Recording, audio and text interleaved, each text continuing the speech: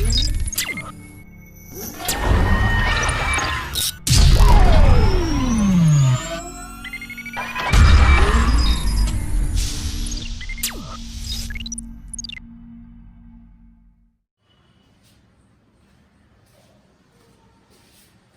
बच्चों,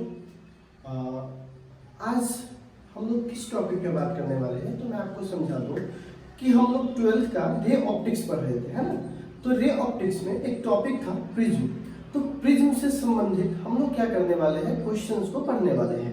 अब प्रिज्म के साथ एक समस्या ये है कि उसमें दो टाइप्स के न्यूमेरिकल है हमारे सामने, ठीक है। तो एक टाइप नीट वाला है जो कि मेडिकल्स वाले के लेवल की है, और एक होता है एडवांस लेवल की, ठीक है। तो नीट वाले लेवल का क्वेश्चन आज आपको टेलीग्राम में आ जाएगा, उसका आंसर शीट भी आ जाएगा, उसका सॉल्यूशन कराने की जरूरत नहीं है। फिर भी अगर आपको लगे कि कुछ क्वेश्चन पे हमें डिस्क्रिमिनेशन चाहिए तो आप हमको क्वेश्चन नंबर बोलिएगा, मैं उसको आपको प्रूफ प्रोवाइड करवा दूंगा उसके सॉल्यूशंस को, ठीक है। खैर, तो वो नीट वाले को आप बना ही सकते हो, उतना तो हमें आप पे भरोसा है कि आप उसको डील कर लोगे, क्योंकि उस लेवल तक तो हम लोग क्लास में ही चले जाते हैं। अब कुछ स्पेशल टाइप से क्वेश्चन है जो मैंने आपको लास्ट डीएनए में दिया था। तो आज उस 3 क्वेश्चन का सॉल्यूशन, क्योंकि जो मैंने टेलीग्राम में डाला था वो 3 क्वेश्चन, उसका सॉल्यूशन आज मैं करता हूँ, ठीक है। तो आज की टॉपिक किस पे बेस्ड है, तो आज की टॉपिक बेस्ड है प्रिज्म के डेविएशन पे। किस पे बेस्ड है, प्रिज्म के डेविएशन पे। हालांकि मैं इसको डेविएशन पे लेके नहीं चलता हूँ, बस एक सिंपल कॉन्सेप्ट बताता हूँ कि हम लोगों ने किया क्या था। तो हम लोगों ने स्नेल्स लॉ पढ़ा था, न्यूमेरिकल थोड़ा सा रिव्यू कर ले, न्यूमेरिकल रिव्यू, ठीक है। तो इसमें क्या है, हम लोगों ने स्नेल्स लॉ पढ़ा था, आपको याद होगा कि स्नेल्स लॉ क्या कहता है, वो साइन आई बट्टा साइन आर बराबर म्यू टू बट्टा म्यू वन। ये तो हमको लगता है 10th क्लास में बहुत सारे बच्चे पेपर कराए होंगे, ठीक है। तो ये हमारे पास एक है साइन आई बट्टा साइन आई बराबर म्यू टू बट्टा म्यू वन, ठीक है। एक आता है क्रिटिकल एंगल, है ना, ये थोड़ा यूज आने वाला है आज, क्रिटिकल एंगल। तो ये हम लोगों ने टोटल इंटरनल रिफ्लेक्शन में देखा था, साइन सी बट्टा साइन आर, आर मतलब 90 डिग्री बराबर म्यू टू बट्टा म्यू वन, मतलब कि म्यू टू बट्टा म्यू वन। तो एक बात बताइए, यहाँ से म्यू टू का मान 1 और म्यू वन का मान म्यू, ठीक है। ये हम लोगों ने देखा था क्या कि जब बाहर से जब कोई डेंसर से रेयर में जाता है तो डेंसर का मान कितना हो जाएगा, तो देखो रेयर का मान 1 और डेंसर का ये म्यू। और ये साइन 90 क्रिटिकल एंगल कहते हैं उसके हैं जो किसी खास इंसिडेंट एंगल पे वो क्या हो जाए, सतह के पैरेलल हो जाए, ठीक है। तो सतह के पैरेलल मतलब कितना डिग्री, 90 डिग्री। तो बताइए साइन सी, क्योंकि 90 का मान तो 1 होता है, तो साइन सी बराबर 1 बट्टा म्यू, ठीक है। या आप इसको ऐसे भी कर सकते हो म्यू टू बट्टा म्यू वन, जहां म्यू टू एयर था तो 1 ले लिए थे, अगर नहीं तो इसको म्यू टू बट्टा म्यू वन ही लिखिए, ठीक है। जब एयर होगा तो 1 ले लीजिएगा और म्यू वन का मान जो दिया उसको रख लीजिएगा, ठीक है। तो ये हमारे पास क्राइटेरिया है। अच्छा, टीआईआर मतलब टोटल इंटरनल रिफ्लेक्शन, है ना बच्चों। तो इसका हम लोगों ने क्या देखा था, तो इसका हम लोगों ने देखा था कि जब तक क्रिटिकल एंगल इंसिडेंट एंगल से बड़ा नहीं होगा तब तक ये टीआईआर नहीं होने वाला, ठीक है। तो ये कुछ कॉन्सेप्ट है बच्चा वाला जो आपको पहले से भी आता होगा, उसका हम लोग इस्तेमाल करेंगे, ठीक है। तो चलिए पहला नंबर क्वेश्चन देखिए तो जरा से इसको, फर्स्ट नंबर क्वेश्चन को जरा सा आप एक बार देख लीजिए। तो हाँ, फर्स्ट नंबर क्वेश्चन काफी अच्छा क्वेश्चन है, इसको देखिए क्या कहता है। कहता है टू आइडेंटिकल थीन आइसोसेलेस प्रिज्म, मतलब दो हमारे पास आइडेंटिकल आइसोसेलेस प्रिज्म है जिसका प्रिज्म एंगल ए है, मतलब कि दोनों की वैल्यू क्या है, सेम है, ठीक है। अब कह रहा है उसकी रिफ्रैक्टिव इंडेक्स भी म्यू है, चलिए हमने मान लिया कि रिफ्रैक्टिव इंडेक्स कितनी है, म्यू है। प्लेस विद देयर बेसिस, मतलब कि दोनों के बेसिस को टच करके, आधार को टच करके रखा गया है। The system can act as a crude converging lens, मतलब वो जो सिस्टम है वो एक कन्वर्जिंग लेंस की तरह काम कर रहा है। मैं सारा कोड समझा रहा हूँ, पहले इसको पढ़ लूं। Draw a neat diagram showing the path of parallel incident ray, ठीक है। वो एक डायग्राम खींच के उसके पैरेलल, अगर इंसिडेंट रे पैरेलल है तो आप फोकल लेंथ निकाल के दिखाइए। अगर उसका उस घटना का जो घटना हो रहा है उसका हाइट अगर एच बोलो तो जरा उसमें क्वेश्चन को समझा दो, ठीक है। आप इस क्वेश्चन को जरा देखिएगा। ये कह रहा है कि हमारे पास दो क्वेश्चन नंबर 1 है, ठीक है ना। ये प्रिज्म पे था, क्या कह रहा है, दो आइसोलेसिस प्रिज्म। तो देखो अगर ये 90 डिग्री है, ये 45 डिग्री है और ये भी 45 डिग्री है, ठीक है। तो ये और ये दोनों बराबर होंगे। आइसोसेलेस मतलब क्या, उसके दो भुजाएं क्या होने चाहिए, बराबर। तो ये दोनों भुजाएं क्या है, बराबर। फिर इसके बेस को टच करके रखा गया है एक दूसरा प्रिज्म, ये 90, ये 45, ये भी 45, ठीक है। तो दो प्रिज्म के बेस को टच करके हमने क्या किया है, एक प्रिज्म को रख दिया है, ठीक है। तो ये तो आपको ऑलरेडी पिक्चर में भी दिया हुआ था। अब क्या है, दो पैरेलल ले आ रहे हैं ना, दो कौन सा ले आ रहे हैं, पैरेलल ले आ रहे हैं, ठीक है। तो हमने यहाँ से दो पैरेलल ले लिया, ठीक है। अब ये कहाँ जाएगा वो तो आप ज्योमेट्री से भी कॉमन सेंस से पता कर सकते हैं, जो कि अगला में करेंगे। लेकिन इस वाले में हमको सहूलियत के लिए क्या कह दिया है कि ई लेंस की तरह काम करेगा, वो भी कन्वर्जिंग लेंस की तरह। तो यहाँ पे हमें दो आइडिया हमें मोटा मोटी तौर पे देखे जाता है। कौन सा दो आइडिया, तो मैं समझाता हूँ। अगर ये लेंस की तरह, वो भी कन्वर्जिंग लेंस की तरह काम करेगा, तो जरा मुझे ध्यान से बताना इस बात को। कन्वर्ज मतलब क्या होता है, दो लाइन आपस में मिलेगा, कन्वर्जिंग लेंस, डाइवर्जिंग लेंस, है ना। तो दो मतलब कि जो दोनों लाइट्स है वो मिलेंगे, ठीक है। अब कहाँ मिलेंगे तो बात बताइए। अगर ये लेंस की तरह काम कर रहा है तो लेंस हो चाहे दर्पण हो मतलब मिरर हो, हमने एक बात आपसे कही थी, क्या कहा था कि अगर कोई लाइट रे प्रिंसिपल एक्सिस के पैरेलल हो तो अपवर्तन के बाद मतलब रिफ्लेक्शन के बाद वह जिस बिंदु पर मिलता है, ठीक है ना, मिलता हुआ प्रतिबिंब उसे फोकस करते हैं, ठीक है। तो आप एक चीज देखो, ये कन्वर्ज किया कि नहीं किया, दोनों लाइट आकर के कन्वर्ज किया। कन्वर्ज मतलब क्या, मिला, और ये कह भी रहा था कन्वर्जिंग लेंस की तरह काम करेगा।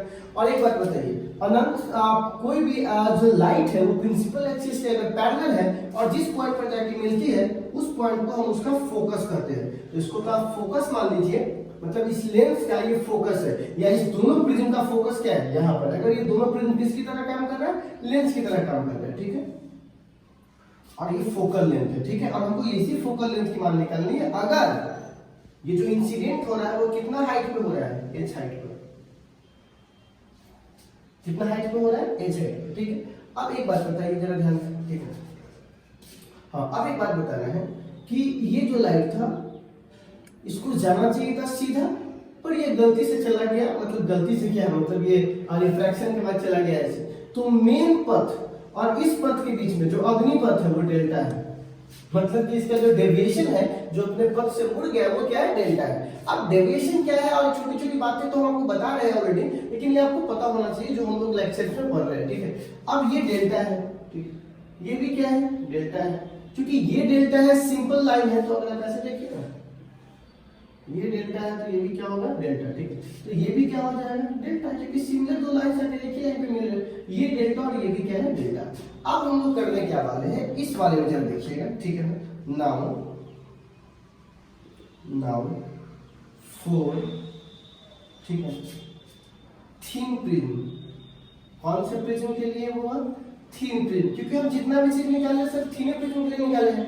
तो आपको पता होगा कि थीन प्रिज्म में डेल्टा का मान होता है म्यू माइनस 1 इंटू ए, याद आया, हम बता चुके हैं। डेल्टा बराबर क्या फॉर्मूला होगा, म्यू माइनस 1 इंटू ए, ठीक है। अब बोलना है नाउ, थोड़ा सा यहाँ भी ध्यान दीजिएगा, ठीक है।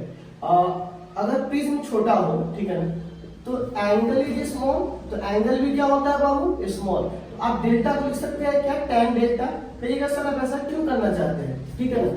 आपको पता है ना अगर एंगल छोटा हो तो tan थीटा थीटा के बराबर या sin थीटा थीटा के बराबर। तो आप कहिएगा सर आप ऐसा क्यों करना चाहते हैं। देखिए इसके पीछे बहुत ही सिंपल सा साइंस है। साइंस क्या है कि हमको रिलेशन लाना है किसके टर्म में, f के टर्म में। h दिया हुआ है, थीटा के सामने वाला लंब, तो लंब मतलब परपेंडिकुलर दिया हुआ है, बेस वाला था, परपेंडिकुलर और बेस के बीच में रिलेशन बताने वाला कौन, tan थीटा, इसलिए tan इस्तेमाल किए। अब एक बात बताइए, तो tan थीटा बराबर क्या होता है, p बटा, तो p कौन है, h, और b कौन है, f। अब एक बात बताइए, डेल्टा का मान हम निकाल चुके हैं, तो इसको लिख सकते हैं क्या, h बट्टा f बराबर म्यू माइनस 1 इंटू ए। डेल्टा का मान यहाँ से यहाँ और डेल्टा का एक मान यहाँ पे यहाँ रखिए, ठीक है। तो अब यहाँ पे क्या लिखेंगे, 1, अगर मैं इसको पलट दूंगा तो क्या मैं इसको लिख सकता हूँ 1 बट्टा म्यू माइनस 1 इंटू ए, बिल्कुल लिख सकता हूँ।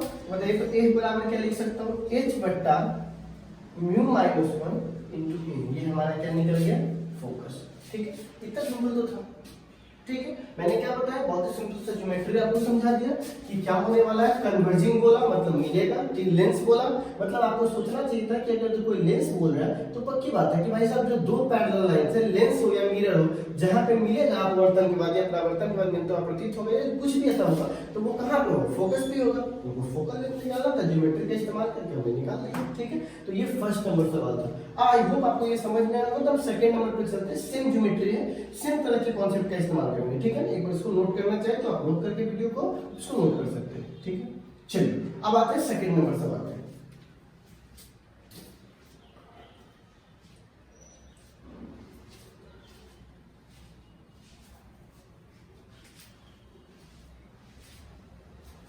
सेकंड सवाल में भी सेम झोल है, ये कह रहे हैं, पर सवाल पढ़ लीजिए आप लोग, ज्यादा आजकल मैं दोनों को मिटा लेता हूँ, ठीक है। इस सवाल को पढ़िए, तब तक बहुत सारे बच्चे ने बनाया भी होगा इसको, है ना। आप डिमोटिवेट भी बहुत जल्द आपके सामने वहां रहे हैं, तो आपको मैं समझाऊंगा कि बच्चों कैसे पढ़ना चाहिए, ठीक है।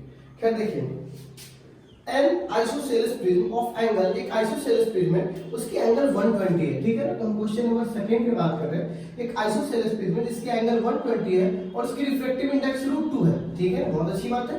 दो पैरेलल लाइट, फिर उसी तरह की बात है, मोनोक्रोमेटिक है, समझ गए कि उसमें डिस्पर्शन नहीं होगा, मतलब जो लाइट जैसे है वैसे ही खाली डेविएशन होगा, ठीक है ना। अब कह रहा है ray enter a prism and a parallel to each other, अच्छा ठीक है, so in the figure and emergent find हमको एंगल बिटवीन इमर्जेंट, चलिए ठीक है, मैं इसको जरा ऐसे डील करता हूं। देखिए देखो बच्चों, ये कह रहा है कि एक हमारे पास आइसोसेलेस प्रिज्म है और इस प्रिज्म की एक खास बात क्या है कि हमको ये एंगल दे दिया हुआ है, ठीक है ना।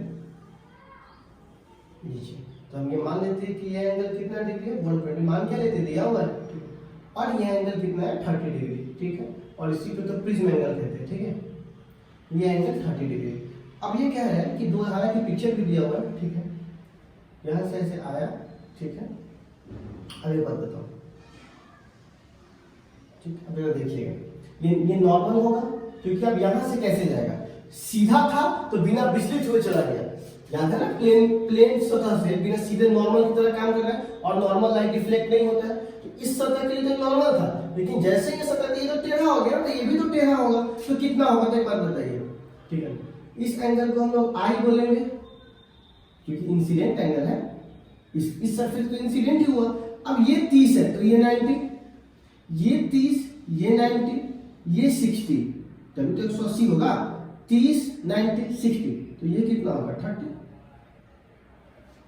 कॉमन सेंस की बात है, ठीक है। अब यहां से क्या होगा, जब भी कोई लाइट, इसका जो म्यू है वो √2 है, तो जब कोई लाइट डेंसर मीडियम से डेड में जाता है तो नॉर्मल से दूर जाता है, तो नॉर्मल तो जाना चाहिए था सीधे, लेकिन नॉर्मल के पास भी नहीं जाएगा, तो नॉर्मल से दूर जाएगा तो थोड़ा सा ऐसे मिल जाएगा, जाना चाहिए था इसको सीधे, लेकिन ये क्या हुआ, अपने लाइट से थोड़ा सा मुड़ जाएगा, ठीक है। सेम कंडीशन में यहां पर भी एक लाइट आएगा, ठीक है, और ये भी यहां से क्या हो जाएगा, मुड़ जाएगा, और मुड़कर यहाँ पे बनाएगा, जस्ट पहले वाला पिक्चर की तरह, ठीक है। वहां सब कुछ क्लियर कर रहा था, यहाँ क्लियर नहीं करके आपको बोला नहीं है, ठीक है, ठीक है।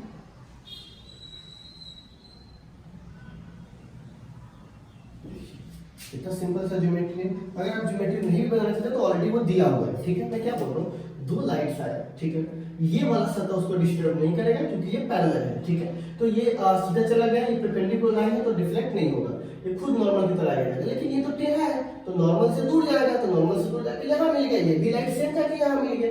अब सवाल है कि यहाँ पर ये एंगल आई कितना होगा, ये 30, ये 30, ये 90, ये कितना है 60, तो ये कितना हो जाएगा 30, 90 की वजह से, नॉर्मल की वजह से।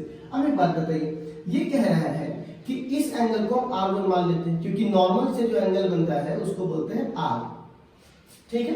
तो ये इंसिडेंट एंगल, ये रिफ्लेक्टेड एंगल, कोई दिक्कत नहीं है।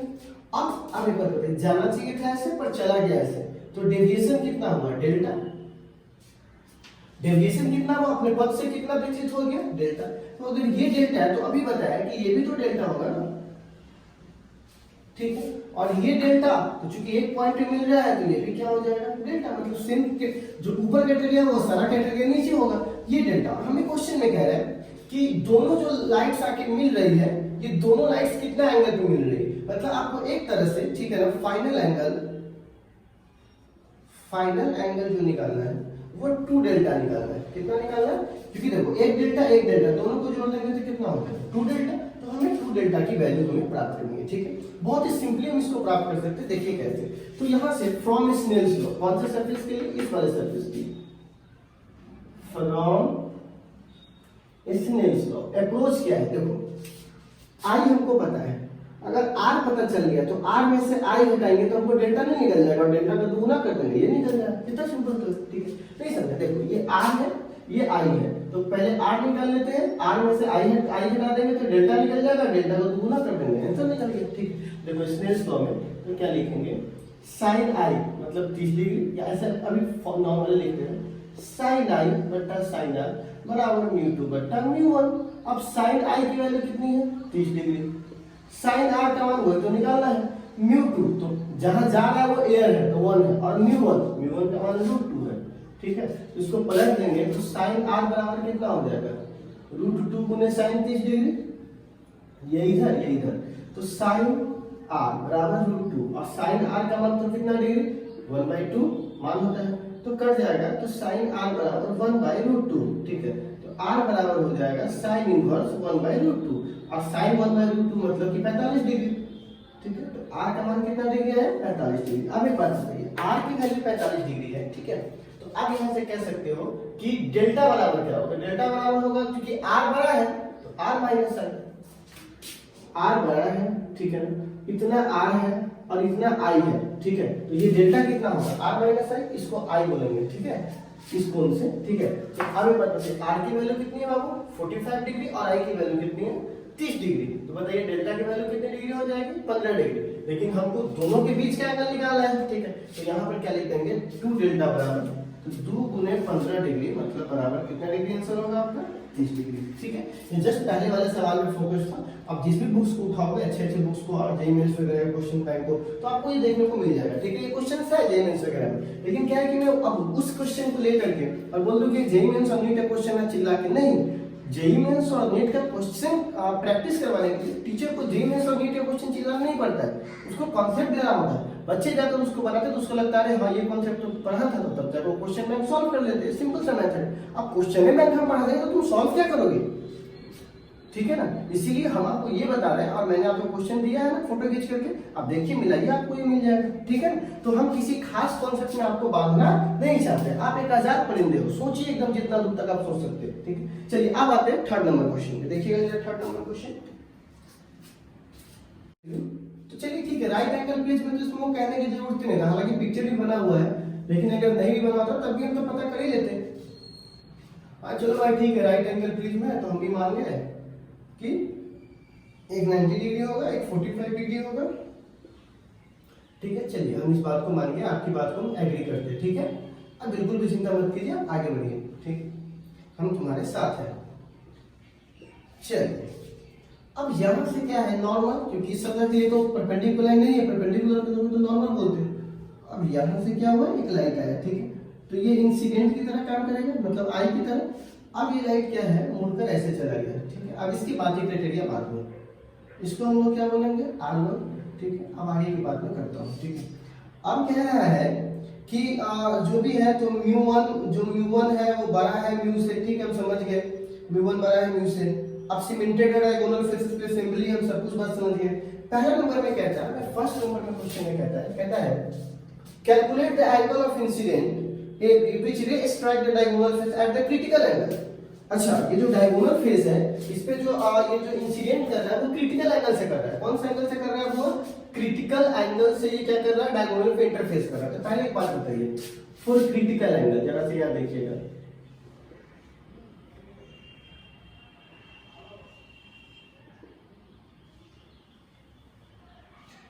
फॉर क्रिटिकल देखिए आपको पता है अच्छे से, साइन जरा एक बताइएगा। ठीक है,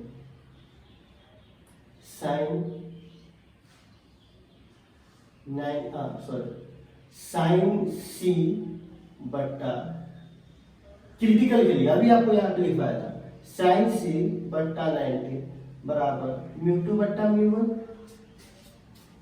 है, क्योंकि क्रिटिकल एंगल है तो क्रिटिकल एंगल तो साइन सी को साइन लिखेंगे, साइन सी लिखेंगे बट्टा साइन 90, तो साइन 90 को हम 1 लिखते हैं। ठीक है, म्यू2 तो जिसमें जा रहा है वो म्यू1 है। देखिए जिसमें जा रहा है वो म्यू1 है और जिससे जा रहा है वो म्यू है। ठीक है, तो यहाँ पे साइन सी बराबर क्या हो जाएगा बताइए, साइन सी बराबर म्यू1 बट्टा म्यू, तो सी बराबर कितना हो जाएगा साइन इनवर्स, काम आएगा इसलिए निकाल के रख लिए। तो अब एक बात बताइए, क्रिटिकल एंगल से ये कर रहा है। ठीक है, तो मतलब इसको तुम अगर नॉर्मल निकालोगे, इसका नॉर्मल ऐसे निकालोगे। ठीक है, तो ये क्रिटिकल बन गया, कितना बन गया, क्रिटिकल बन गया। और यहाँ पे जाने के बाद ये अपना जो भी करना होगा अपना परफॉर्म किया, 90 डिग्री पैरेलल हो जाए, कुछ भी हो जाए, क्योंकि क्रिटिकल का मतलब भी होता है पैरेलल हो जाना, ठीक है। तो हमसे कह रहा है कि आप आई का मान निकाल के दिखाइए, किसका मान निकाल के दिखाइए, आई का मान, ठीक है। तो यहाँ से हम बोल सकते हैं एज वी नो दैट, या ऐसे बोलते हैं फ्रॉम स्नेल्स लॉ, फ्रॉम कौन सा लॉ, स्नेल्स लॉ। देखिए ना, ये जो लाइट है वो गया R1, ठीक है, क्रिटिकल हुआ, तो क्रिटिकल मतलब क्या, ऐसे गया और सीधे ऐसे चला है, तो ये क्या हो जाएगा C, ठीक है।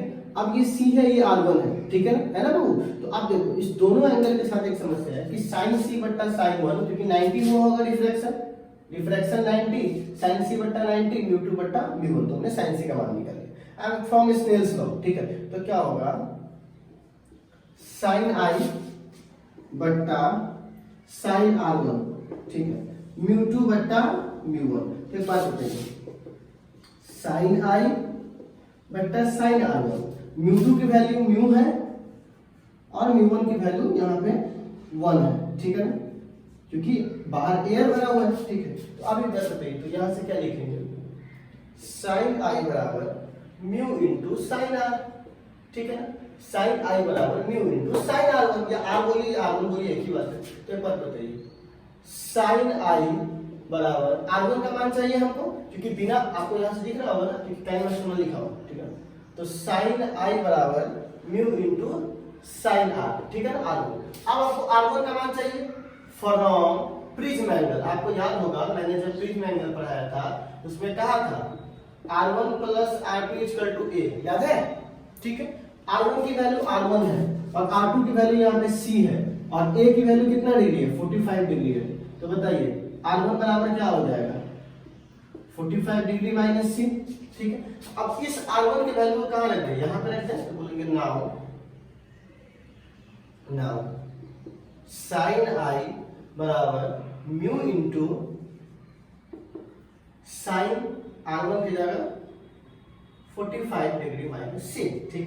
तो sin I बराबर म्यू sin 45, और आपको शायद याद होगा C का मान कितना निकाले, देखिए है ना, निकला वो पहले इसे निकाल लिए थे क्वेश्चन में से, जो क्रिटिकल एंगल बना ना उसी से हमें निकाल के रख लिया था, ठीक है। तो यहाँ से क्या लिखेंगे, sin इनवर्स म्यू 1 बट्टा म्यू, ठीक है। अब आप कहिए सर अभी नहीं निकाले तो सी रख के आगे बढ़ते, तो कोई दिक्कत नहीं था, लेकिन निकाल लिए हैं तो आपको पूरा मान यहाँ से मिल जाएगा। सी अननोन ना होकर आपके लिए नोन हो जाएगा, क्यों, क्योंकि साइन इनवर्स म्यू 1 का मान दिया जाएगा, म्यू 2 का म्यू का मान दिया होगा, साइन इनवर्स निकाल लीजिए, तो यहाँ से आपको सी नोन हो जाएगा। और ऐसे रख दीजिएगा तो नोन का नोन रह जाएगा, तो यहाँ पर नोन रख दिया, ठीक है। अब देखो तो आई बराबर क्या हो जाएगा, उधर चला जाएगा तो इनवर्स हो जाएगा, तो साइन इनवर्स, और जितना चीज था उसको लिख दीजिए, mu into sine 45 degree sine inverse mu 1 बट्टा म्यू, ठीक है। ये आपका आंसर आ गया, किसका, आई का। आप एक चीज देखिए इसमें, म्यू, अब सबको जितना भी आंसर है सभी नोन में आया होगा। म्यू 1 और म्यू का मान दिया हुआ है, तो म्यू का मान दिया हुआ है, म्यू 1 का मान दिया हुआ है, म्यू का मान दिया हुआ है, तो ये सारा आपके लिए नोन संख्या है, ठीक है ना। लेकिन अगर आप इसको यहीं पे छोड़ देते तो फिर आपके लिए सी अननोन हो जाता है, इसीलिए जो भी आंसर लाए वो आई का मान इस फॉर्म में लाएगा। फिर से बताता हूँ, बोल रहा था क्रिटिकल एंगल, तो क्रिटिकल एंगल का क्या क्राइटेरिया है, sin c बट्टा sin 90। तो क्रिटिकल एंगल कहते हैं उसको है जहां पर रिफ्रैक्शन की वैल्यू 90 हो जाए, 90 जिसमें जा रहा था म्यू 2, जिससे जा रहा था म्यू 1, म्यू 1 का मान ये है, म्यू 2 का मान म्यू है, ठीक है। तो अब sin c, तो ये 90 का 1 हो गया, ये जस्ट यहाँ पे म्यू 1 बट्टा म्यू हो गया। c का मान इनवर्स करके निकाल लिए, इसलिए निकाल लिए कि c हमारे लिए अननोन ना होकर म्यू 1 और म्यू का मान दिया होगा, भाग देकर sin का मान निकाल लेंगे। क्या फ्रॉम स्नेल्स लॉ में, तो sin a बट्टा sin R1, और यहाँ से मैंने ये निकाल लिया, तो sin a बराबर R1, प्रिज्म एंगल से R1 का मान निकाल लिया, ठीक है ना। ये प्लस ये बराबर म्यू, अभी तो निकाला था प्रिज्म में, मैंने आपको बताया था कि ये दो एंगल किसके बराबर होता है, वो a के। तो यहाँ से R1 निकाल लिया, यहाँ रख दिया, c का मान ऑलरेडी निकाल के रखे थे, यहाँ पर रख दिया, मान निकल गया। i के लिए sin को इन्वर्स कर दिया, ठीक है। अब इसी में जो b नंबर क्वेश्चन है वो भी काफी इंटरेस्टेड है, कहता है b नंबर क्वेश्चन में मेरा,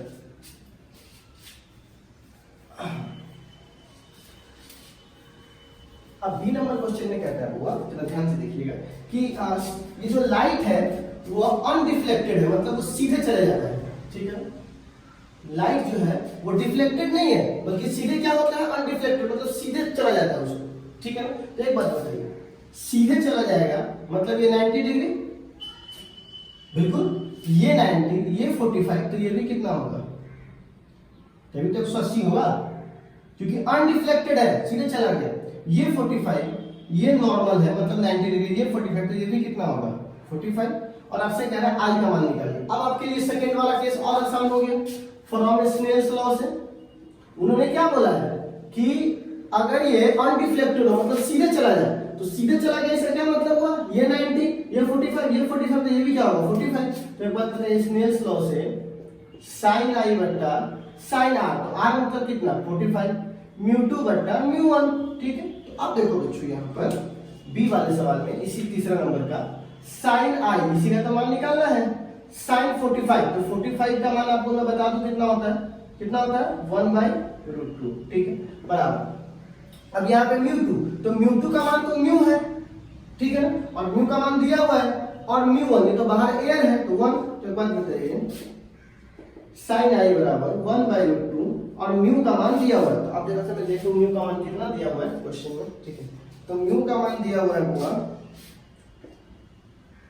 1.3.2, ठीक है, इतना मान दिया हुआ है। तो i बराबर कितना हो जाएगा, i बराबर sin इनवर्स उधर चला जाएगा 1/√2 1.3.2, ठीक है ना। ये हमारा i का मान हो गया। अगर आप इसको कैलकुलेट कर सकते हैं मैथमेटिकल तरीके से, जो आपके मैथ वाले सर आपको सिखाएंगे तो ठीक है, नहीं कर सकते तो इसको नॉर्मल यहीं पे छोड़ दीजिए, ठीक है। बाकी आप छोड़ क्या दीजिए, इसको कैलकुलेटर लिख लीजिएगा, पूछ लीजिएगा अपने सर से इसकी वैल्यू कितनी होगी, ठीक है। तो आई होप कि हमने आपको पूरा प्रोसेस बता दिया। अब ये 3 क्वेश्चन थे, अब आपके ऊपर, आपके अकॉर्डिंग ये डिपेंड करता है कि आपने इसमें कितना मेहनत किया होगा, कितना मेहनत नहीं किया होगा, ठीक है। आप मेहनत करें ना करें, हम तो कर ही रहे। अब हम जाकर क्वेश्चन टाइप कर रहे हैं आपके लिए, और बहुत मतलब 20, 25, 30 क्वेश्चन है। इतना बेसिक लेवल, नीट लेवल का क्वेश्चन है कि आप उसको आराम से बना करके पूरे कॉन्सेप्ट को एरोमेटिक और डायरेक्ट विजन प्रिज्म को और डिस्पर्सिव पावर और क्या बोलते हैं उसके एंगुलर डिस्पर्सन को पूरा का पूरा क्लियर कर सकते हैं, ठीक है। तो आई होप कि आप समझ चुके होंगे कि 3 क्वेश्चन पे कितना आसान अप्रोच बनाना था। और आसान क्या होता है, थोड़ा बहुत मेहनत करना पड़ेगा, ठीक है। जो मजा है वो मंजिल तक पहुंचने में नहीं, रास्ते को एंजॉय करने में, ठीक है। इसीलिए आप ज्यादा मंजिल नहीं, आप एंजॉय कीजिए रास्ते को। ये आप नोट कर सकते हैं इसको। और हम लोग फिर कब मिलते हैं बुआ, कल, क्योंकि आज मैंने इसलिए ये बता दिया क्योंकि न्यूमेरिकल भी जरूरी है फिजिक्स में, ठीक है। चलिए बुआ, तो आज के लिए बस इतना ही, फिर मिलते हैं कल।